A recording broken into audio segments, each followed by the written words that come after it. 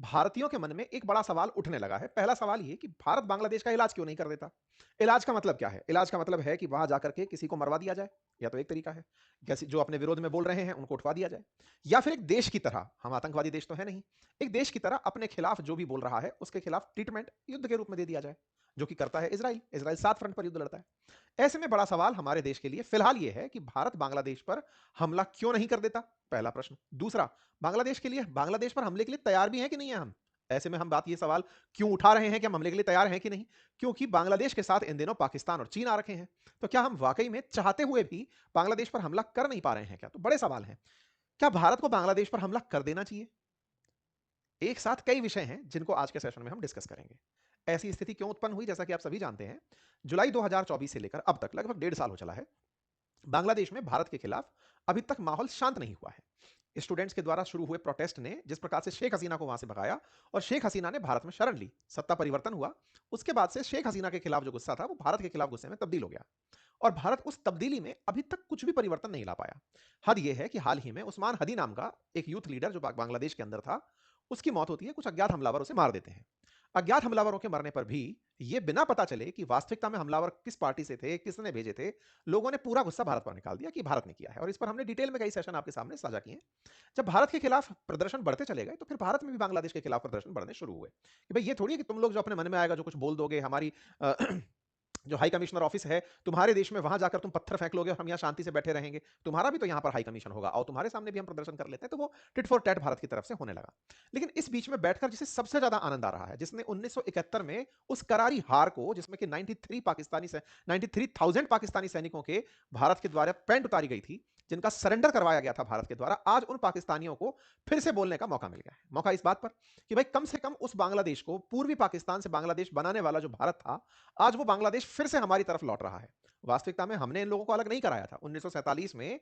तो ये दोनों लोग एक साथ ही अलग हुए थे। लेकिन पश्चिमी पाकिस्तानियों ने पूर्वी पाकिस्तानियों पर बहुत ज्यादा प्रताड़नाएं करना शुरू की थी। पाकिस्तानियों में इस प्रकार का एक कन्फ्लिक्ट था कि जो पश्चिमी पाकिस्तानी है, यानी कि जो आज का जो पाकिस्तान है, इस पाकिस्तान के लोग ज्यादा श्रेष्ठ मुसलमान हैं। कद काठी में, रंग रूप में ये ज्यादा अच्छे मुसलमान हैं और बंगाली मुसलमान किसी भी स्तर के नहीं होते। इस प्रकार से इन लोगों के बीच की जो हेट्रेड थी, उसी के चलते मुजीबुर रहमान ने बंगाली मुसलमानों का प्रतिनिधित्व किया था और उनके लिए मांगे रखी थी कि पूरे बांग्लादेश में, पूरे पाकिस्तान में हमें रिप्रेजेंटेशन दो, संसद के अंदर हमें भी सरकार चलाने का मौका दो। जब शेख मुजीबुर रहमान पूर्वी पाकिस्तान में बहुमत से जीतकर आए और पाकिस्तान की संसद में बहुमत की स्थिति सिद्ध करने के लिए तैयार हुए, तब पश्चिमी पाकिस्तान, जिसकी सेना में बड़ी पकड़ थी, राजनीति में पुरानी पकड़ थी, उसने पूर्वी पाकिस्तान पर यातनाएं फैलाना शुरू कर दिया। लगभग 3 मिलियन बंगालियों को, बंगाली मुसलमानों को मारा गया। ये जो क्राइसिस मच रहा था, इस समय पर बंगाल की तरफ से, यानी कि पूर्वी पाकिस्तान की तरफ से भारत से मदद मांगी गई। और तत्कालीन भारत ने मदद भी इसलिए की क्योंकि जो पिट रहे थे, जो मर रहे थे, वो बांग्लादेशी, जो आज बांग्लादेश है, वो पूर्वी पाकिस्तानी बॉर्डर इन्फिल्ट्रेट करके भारत में शरण लेना शुरू किए। भारत ने इस स्थिति को बहुत से लोगों के सामने रखा कि भाई बड़ी संख्या में पूर्वी पाकिस्तान से भारत में लोग घुस रहे हैं, हम क्या कर सकते हैं? दुनिया के किसी देश ने इस मसले पर अपनी तरफ से कोई सहायता नहीं दी। तो भारत को मजबूरी में पूर्वी पाकिस्तान में इंटरफेयर करना पड़ा कि भाई तुमको ही खुद से लड़ना होगा, हमारे यहां शरण लेने मत आओ। एक ऐसा नंबर भी मार्केट में है कि लगभग 1.5 से 2 करोड़ बांग्लादेशी भारत में घुस गए थे, मतलब पूर्वी पाकिस्तानी भारत में घुस गए थे। तो भारत ने फिर उनको समझाया कि ऐसे जमीन छोड़ के भागोगे तो तुम सबको भगा दिया जाएगा, जाओ और अपने हक के लिए लड़ो। भारत की इस मदद से दोनों पाकिस्तान में से जो पूर्वी पाकिस्तान है उसे भारत का सपोर्ट मिलता है। भारत की सेना पूर्वी पाकिस्तानी लोगों की तरफ से पश्चिमी पाकिस्तान से झगड़ा करती है, लड़ाई करती है और पश्चिमी पाकिस्तान को हरा देती है और पूर्वी पाकिस्तान को नया देश बांग्लादेश बना देती है। इस पूरे काम में भारत की मदद विजय दिवस के रूप में मनाई जाती है। पाकिस्तान की बड़ी संख्या में 93,000 सैनिकों को सरेंडर करना पड़ता है। यह पूरी स्थिति पश्चिमी पाकिस्तान, जो आज का पाकिस्तान है, उसके लिए बड़ी ही शर्मसार की स्थिति थी। लेकिन आज जो लोग कभी पाकिस्तान प्रेमी हुआ करते थे उस पूर्वी पाकिस्तान में, उनका समय आया है। क्यों? क्योंकि उन्हें लगता है कि पाकिस्तान उस समय सही था, हम लोगों को मारता ही तो था और क्या करता था, हमारी बहन बेटियों के खिलाफ अत्याचार ही तो करता था, क्या ही फर्क पड़ रहा है, अच्छा था पुराना पाकिस्तान, तो चलो उसके साथ हाथ मिलाते हैं। ये कुछ ऐसे रक्त बीज हैं जो उस समय बचे रह गए थे। बचे रह गए थे तो इन्हें पुराने पाकिस्तान की याद आ रही है।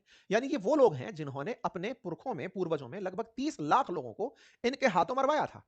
लेकिन उसके बावजूद भी इन भाई साहब को कतई शर्म नहीं है, कोई दर्द नहीं है कि हमारी कितनी बहन बेटियों के साथ यातनाएं, अत्याचार हुए होंगे, कोई मतलब नहीं है। संभवतः जब 1971 में बांग्लादेश बना होगा उस समय ये जिंदा रहे होंगे, क्योंकि अभी उम्र में ये 50 साल से बड़े ही हैं। कुल मिलाकर के इनका इनके साथ वापस होना फिलहाल के लिए इनके उसके मंतव्य को सिद्ध करने जैसा है। पाकिस्तान को बड़ा अच्छा लग रहा है कि भारत वालों, देख लो, कुत्ते की दुम है, हमारी दुम है, वो टेढ़ी ही रहेगी। तुमने भले ही इनकी हिफाजत के लिए मदद की हो, लेकिन मार कुटाई खा करके भी ये आएंगे पाकिस्तान में ही, यानी कि चाहेंगे पाकिस्तान को ही, और चाहेंगे पाकिस्तान को ही, इसकी पूरी प्रेरणा तस्वीरों में दिखाई देती है। हद तो अब ये हो गई कि जो पाकिस्तानी लोग, जो उस समय के पाकिस्तानी थे, जिन्ना की पार्टी से थे, अब वो बांग्लादेश के समर्थन में नारे लगाने लगे हैं। हाल ही में पाकिस्तान की जो इनकी जो नवाज शरीफ की जो मुस्लिम लीग पार्टी है, ये शहबाज शरीफ, इनके बड़े भाई नवाज शरीफ, उनकी मुस्लिम लीग एनएमएल, उस मुस्लिम लीग के एक यूथ लीडर का बयान आया है, बांग्लादेश पर अगर कुछ भी हुआ तो हम आप पर हमला कर देंगे। भारत पर हमला करने के लिए पाकिस्तान तैयार हो रहा है, बांग्लादेश पर अगर भारत कुछ सोचता भी है। तो हमने तो सवाल ही इसलिए रखा कि क्या भारत बांग्लादेश पर हमला करने की सोच भी रहा है? क्यों? क्योंकि पाकिस्तान सोच रहा है कि अगर आप किए तो हम आप पर हमला कर देंगे। तो भाई साहब, हमारी क्या तैयारियां हैं? पाकिस्तानी तो तैयार हो गए। पाकिस्तानी तो इस लेवल तक तैयार हो गए कि वो इनके साथ में डिफेंस पैक्ट करने जा रहे हैं। और डिफेंस पैक्ट अब तक तो हम लोग आपको बता ही रहे थे, अब तो हर मीडिया के अंदर चल रहा है। बांग्लादेश को पाकिस्तान ऑफर कर रहा है वही सऊदी अरब वाली दोस्ती कि सुनो, जिस तरह से सऊदी के साथ हमने दोस्ती कर ली है कि कल को सऊदी पर हमला हुआ तो हम साथ जाएंगे, और हम पर हमला हुआ तो सऊदी हमारे साथ आएगा, आओ तुम्हारे साथ भी वही डिफेंस पैक्ट कर लेते हैं। तो ये जो बने हुए एडवाइजर हैं बांग्लादेश में, पिछले 1.5 साल से जो सत्ता का सुख भोग रहे हैं, ये बांग्लादेश को अगर ऐसा कोई पैक्ट भी दे गए तो हमारे सामने पाकिस्तान अब 2 फ्रंट पर होगा। पूर्वी पाकिस्तान भी वापस से खुल चुका होगा। मतलब यह है कि भारत ने विदेश नीति के अंदर इतना बुरा समय देखा कि अब तक हम 2 फ्रंट पर युद्ध के लिए खड़े होते थे, पाकिस्तान के साथ और चाइना के साथ। अब हमारे सामने तीसरा फ्रंट भी खड़ा होगा। बांग्लादेश जैसा देश भी, जो कभी हमारे ही द्वारा पैदा किया हुआ देश था, वो देश आज हमारे खिलाफ वॉर करने के लिए खड़ा होगा। ये तो बड़ा फेलियर है, ब्लंडर है। हमें यह समझना होगा कि 1971 से लेकर 2025 के बीच में क्या बांग्लादेश में हम इतना भी अपना महत्व क्रिएट नहीं कर पाए कि बांग्लादेश को अगर भारत के खिलाफ होने की भी नौबत आ रही है तो उसे हमारी जरूरत के बिना रहना भी स्वीकार्य है। आज भारत बांग्लादेश के लिए इतना भी महत्वपूर्ण नहीं है क्या कि उसे ना तीस्ता जल की जरूरत है, ना भारत जो बांग्लादेश के साथ अंतरराष्ट्रीय स्तर पर सबसे बड़ी सीमा साझा करता है। भारत की लगभग 4096 किलोमीटर की सीमा है बांग्लादेश के साथ। भारत जो अंतरराष्ट्रीय सीमा देशों से साझा करता है, पाकिस्तान, चाइना जैसे देशों से, नेपाल, भूटान जैसे देशों से, उनमें सबसे बड़ी सीमा बांग्लादेश के साथ साझा करता है। विचारणीय बात है कि उस बांग्लादेश को भारत से इतनी बड़ी सीमा साझा करते हुए भी भारत से कोई भय नहीं है। उसे यह भी नहीं लगता कि भारत उसकी कोई सेवा रोक देगा, उसकी कोई सुविधा रोक देगा तो क्या ही फर्क पड़ जाएगा। यह हमारे लिए बड़ा विचारणीय तथ्य है कि हमने इतने सालों में अल्टीमेटली किया क्या।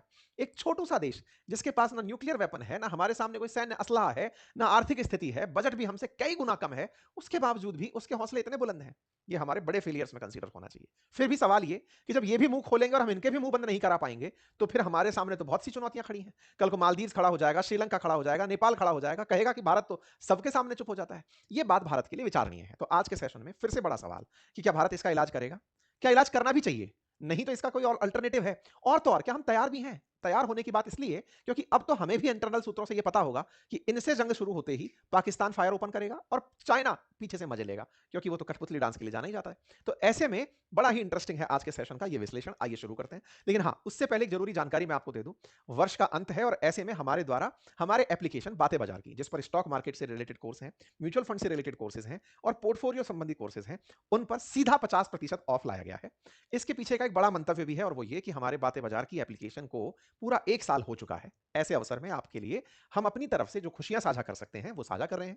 जिन्हें भी ये कोर्स एनरोल करना है वो एनरोल करें और अपने लिए खुद से फाइनेंशियल लिटरेसी में एक कदम आगे बढ़ाएं। चलिए आगे बढ़ते हैं साथियों। बांग्लादेश में जिस तरह की उठापटक चल रही है, कट्टरपंथ जिस तरह का बढ़ता चला जा रहा है, वैसे में ही पाकिस्तान की सत्तारूढ़ पार्टी के यूथ विंग के एक नेता का भारत के खिलाफ बयान आ जाता है। बयान में वो व्यक्ति खुलेआम भारत को मिसाइल हमले की धमकी देता है और यही समझाने का प्रयास कर रहा होता है कि यदि आप बांग्लादेश के खिलाफ कुछ सोचते हैं तो हम मिसाइल दाग देंगे।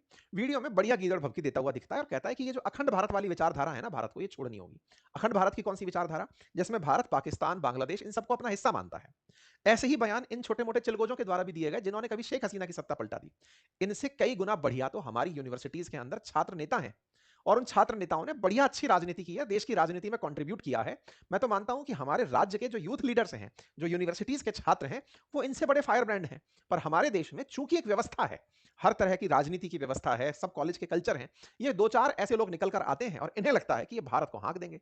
मजेदार बात तो ये है, ये वही वाली स्थिति है कि भारत 140 करोड़ का कुछ लाख पॉपुलेशन वाला मालदीव भी भारत के खिलाफ जब कुछ बोलता था तो हमारे यहां तो बड़ी चर्चा हो जाती थी कि यार इसकी हिम्मत कैसे। सरप्राइज तो वही होगा ना, हाथी पर बैठा ही तो व्यक्ति सरप्राइज होगा कि यार ये कुत्ता भौंक कैसे रहा है, अब ये बिल्ली और पिल्ले भी पीछे पीछे दौड़ कैसे रहे हैं। तो फिलहाल भारत में बांग्लादेश को लेकर के जो भाव है वो यही है कि ये भी तो ऐसी स्थिति में पाकिस्तान को बड़ा आनंद इस बात पर आ रहा है, क्योंकि पाकिस्तान की भारत से तो राइवलरी तगड़ी है। इतनी बेइज्जती की 93,000 पाकिस्तानी सैनिकों की अगर पेंटे उतरवा दी गई थी, तो पाकिस्तानियों में तो शर्म होगी ना। पाकिस्तानी उस गिल्ट से बाहर निकलने के लिए तरह तरह के हथकंडे अपना रहे हैं। बांग्लादेश से ही वो शर्म को वापस लाना चाहते हैं। वो चाहते हैं कि बांग्लादेश में भारत के विरोध में पूरी तरह से भारत विरोधी सारे कैंप चालू हो जाएं। बांग्लादेशी लोग नफरत करने लगे भारत से। भारत को एक और मोर्चा साधने में दिक्कत आने लगे। भारत की सेना अब 3 फ्रंट वॉर के लिए तैयार रहे। पहले 2 फ्रंट के लिए, फिर उसके बाद तीसरे फ्रंट के लिए तैयार रहे। और देखने वाली बात है, 47 में हमारे लिए दुश्मन केवल पाकिस्तान था, 62 में हमारे लिए चीन बना, और अब आते-आते बांग्लादेश बन गया है। और ऐसी स्थिति में ये स्थितियां बन रही हैं, इसको बाकायदा इस्लामिक कट्टरपंथियों के माध्यम से पाकिस्तान बांग्लादेश में धकेल रहा है।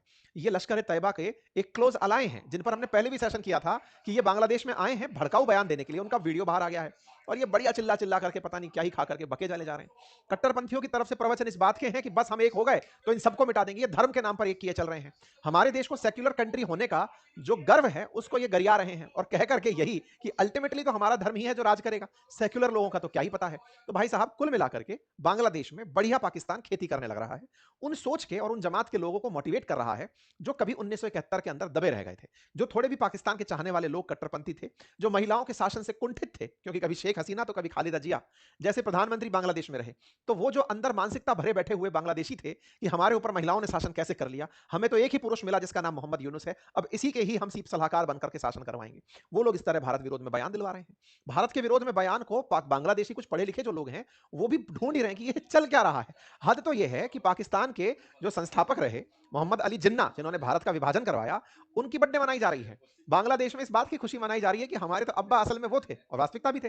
पूर्वी पाकिस्तान को पाकिस्तान नाम दिलवाने वाले तो वही रहे होंगे। मतलब ये लोग अब पूरी तरह से उस बैक टू पवेलियन मोड में जा चुके हैं, और इसको हमारे देश के अंदर भी बहुत से लोग अब चर्चा का विषय बना रहे हैं। एक ऐसे ही foreign affair expert Sushant Sareen का भी वीडियो बाहर आ रहा है, जिसमें वो कह रहे हैं कि Bangladesh back to Pakistan route पर चल रहा है, कि चलो भाई हम तो पुराने ही अच्छे थे। कुल मिलाकर भारत के लिए एक सोचने का विषय यह है कि बांग्लादेश भारत के लिए चुनौती ज्यादा है, भारत के लिए एक फैला हुआ रायता है, भारत को खुद की विदेश नीति पर सोचने का मौका है, या फिर वाकई में हमें इसे पाकिस्तान और चाइना जैसा ट्रीटमेंट देना है।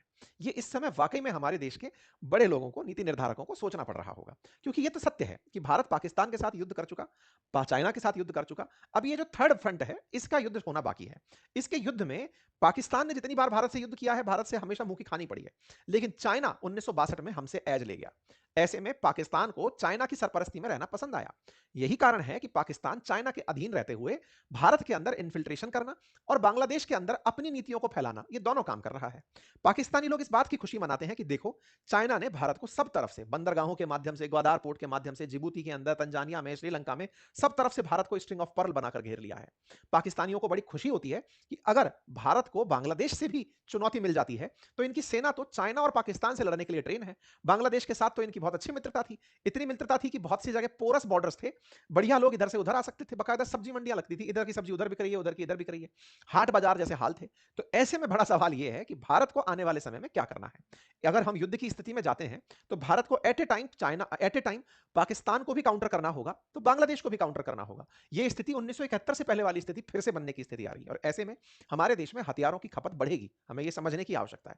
और अगर भारत एकदम एक्सट्रीम एंड पर ही चला जाता है, ये बिल्कुल वो स्थिति है। कोई सवाल पूछे कि बांग्लादेश ने अभी कर ही क्या दिया है, बोले साहब भारत के खिलाफ इतना गंदा माहौल तो बना रखा है उसने, हम अंतरराष्ट्रीय स्तर पर अभी तक बांग्लादेश के खिलाफ कोई प्रेशर ही क्रिएट नहीं करवा पाए हैं। ये तो भारत की नीतियों में बड़े सोचने का विषय बन जाता है। अगर भारत बांग्लादेश को चुप नहीं करा पा रहा है तो कोई एक्शन क्यों नहीं ले लेता है। बोले डर इस बात का है कि अगर हम इस पर एक्शन लेने निकले तो यहां पर बैठी सरकार तो अमेरिका के द्वारा बिठाई हुई सरकार है, और अमेरिका द्वारा बिठाई सरकार के खिलाफ भारत कोई एक्शन लेता है तो पहले ही हमने चाइना को, पाकिस्तान को दुश्मन बनाकर बिठाया है, ये नया दुश्मन हो जाएगा और हम उधर से अमेरिका की भी दुश्मनी ले लेंगे। तो भारत के लिए तो इस समय सोच में ही बड़ा मंथन चल रहा है कि हम इसका इलाज करें तो करें क्या। भारत में तो बड़ी मांग उठ रही है, और वो मांग इस बात की है कि साहब कुछ मत करो, रंगपुर कॉरिडोर को सीधा करके ये जो चिकन नेक जो इतिहास में पढ़ाते हो इसको चौड़ी कर दो, उठा दो इसको पूरा की पूरा साफ करके एक कर दो, और पूर्वोत्तर को बीच तक पहुंचा दो, और बीच तक पहुंचाने के लिए इनका जो चिटागोंग है उसको साथ में लो, और यहीं से सीधा सीधा बंगाल खाड़ी में पूर्वोत्तर भारत को जोड़ दो, हमेशा की चिंता खत्म। लेकिन सवाल यह है कि भारत ऐसा करने की सोच भी रहा है। अगर हम बात करें कि सामर्थ्य है या नहीं, तो उसमें तो हम इनसे फर्दर बहुत-बहुत आगे हैं। लेकिन वास्तविकता में इसकी ज़रूरत भी हम महसूस कर रहे हैं कि नहीं? क्या हमको इनके बयान केवल राजनीतिक बयान ही लग रहे हैं कि अरे अपोज़िशन में जैसे बैठे लोग बयान देते हैं, दे रहे हैं ये लोग भी। देने दो, इस बात पर उग्र होने की क्या आवश्यकता है? लेकिन हमारे उग्र ना होने पर और हमारे ठंडे रह जाने पर अगर ये पाकिस्तान के इतने करीब चला जाता है कि कल को यदि ये भारत के खिलाफ अपनी ज़मीन का इस्तेमाल भी होने दे और हमें साल भर बाद रियलाइज़ हो कि हमें बांग्लादेश पर हमला करना पड़ेगा, इसके अंदर बने हुए जो आतंकी अड्डे हैं, उनको टारगेट करना पड़ेगा और हम बैठकर हाथ पे हाथ धरे बैठे रहें कि अरे पहले ही कर लिया होता तो सही रहता। ये सारे प्रश्न हैं जो इस समय विदेश नीति के जो जानकार हैं और जो भारत की नीति निर्धारक हैं, उनके ज़हन में चल रहे हैं कि इलाज क्या है इसका? और इलाज में भारत ने जब इतने साल तक बांग्लादेश के साथ, शेख हसीना के साथ मिलकर काम किया है, तो 1.5 साल में भारत के पास जब से शेख हसीना हैं, उनसे कोई भी लीड निकाल के क्या हम बांग्लादेश में कोई भी ऐसा सिंपैथाइज़र नहीं ढूँढ पाए, जो शेख हसीना के समर्थन में या भारत के समर्थन में बांग्लादेश के अंदर ये जो कट्टरपंथी काम कर रहे हैं, उनके खिलाफ जनता को एक कर पाए? अगर चाइना ने या फिर अमेरिका ने या पाकिस्तान ने बांग्लादेश में भारत के खिलाफ ये माहौल बनाया है, तो हमारे पास तो शेख हसीना खुद इन पर्सन यहां बैठी हैं। उनसे पूछ करके क्या बांग्लादेश के हमारे पास राज नहीं है क्या? क्या हम उनसे नहीं पूछ सकते कि बता भाई इसकी कौन सी नस दबाई जाए? क्या इतने बड़े पद पर रहने वाली महिला के पास इस देश की रणनीतियों के बारे में कोई जानकारी नहीं है? अगर है तो उनसे पूछा जाए कि बताओ साहब क्या करें? ये तुम्हारे चक्कर में हमारे लिए नासूर बन रहा है, हम कुछ कर नहीं पा रहे क्योंकि तुम्हें यहां रख के बैठे हैं। तो ये सब तमाम बातें हैं जो सवाल के बीच रूप में निकल कर आती हैं। रही बात चाइना की, चाइना के केस में अगर बात की जाए तो चाइना क्या भारत से युद्ध करने की तैयारी रखता है अगर हम बांग्लादेश के साथ झगड़ा करते हैं? तो देखो चाइना फिलहाल युद्ध नहीं करेगा। ये मैं नहीं कह रहा हूं। असल मायने में अमेरिका के अंदर एक डिफेंस रिपोर्ट जाती है यूनाइटेड स्टेट्स के अंदर, डिपार्टमेंट ऑफ वॉर जो है ना, जो डिफेंस डिपार्टमेंट हुआ करता था, आजकल उसको डिपार्टमेंट ऑफ वॉर कहते हैं। उसने हाल ही में एक लाइन अपनी एक रिपोर्ट निकाली है और उस रिपोर्ट का मानना यह है कि चाइना चाइना चाहता है कि भारत और अमेरिका के बीच में जो इन दिनों संबंधों में खटास आई है, उसको वो कैपिटलाइज कर ले, उसके बदले वो धंधा कर ले जाए, पैसे कमा ले जाए। ये कौन चाहता है? चाइना चाहता है। ये हम नहीं बोल रहे, ये अमेरिका बोल रहा है। अमेरिका बोल रहा है कि भारत से जो हम दूरी बनाकर बैठे हैं, उसको वो फायदे में बदलने की बात करता है। अल्टीमेटली है तो व्यापारी। तो ये व्यापार करेगा भारत के साथ और व्यापार करेगा चाइना पाकिस्तान और बांग्लादेश के साथ। कैसा व्यापार? बांग्लादेश को हथियार बेच लेगा। जैसे ऑपरेशन सिंदूर के समय पर चाइना ने पाकिस्तान को हथियार बेचे, राफेल के खिलाफ फेक प्रोपेगेंडा चलाया, प्रोपेगेंडा में पाकिस्तानियों को बढ़त में दिखा दिया कि साहब देखो इन्होंने तो इतने राफेल गिरा दिए। ये सारे काम कर लेगा। डायरेक्ट फ्रंट पर वार नहीं लड़ेगा। क्यों नहीं लड़ेगा? क्योंकि उसे पता है भारत एक बड़ा बाजार है और उसे मैं सामान बेचकर पैसे कमा सकता हूं, तो हथियार बेचने। फिलहाल के लिए इतना ही। और हाँ, जाते जाते चैनल सब्सक्राइब करना मत भूल जाइएगा। अपने साथियों से भी इसे साझा करिए।